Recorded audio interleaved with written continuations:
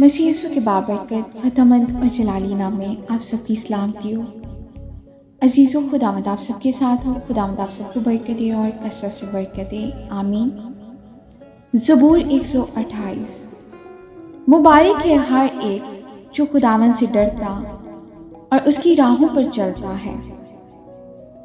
तो अपने हाथों की कमाई खाएगा, तो मुबारक और सहादतमंद होगा। तेरी बीवी तेरे घर के अंदर मेवादार ताक की मानिंद होगी और तेरी औलाद तेरे दस्तरखान पर जैतून के पौधों की मानिंद। देखो, ऐसी बरकत उसी आदमी को मिलेगी जो खुदावंद से डरता है। खुदावंद सिय्योन में से तुझको बरकत दे और तू उम्र भर यरूशलेम की भलाई देखे, बल्कि तू अपने बच्चों के बच्चे देखे। आमीन।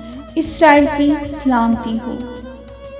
आमीन जी। खुदावंद के जिंदा पाक कलाम के पढ़े और सुने जाने में उसकी बरकत हो। खुदावंद का शुक्र हो।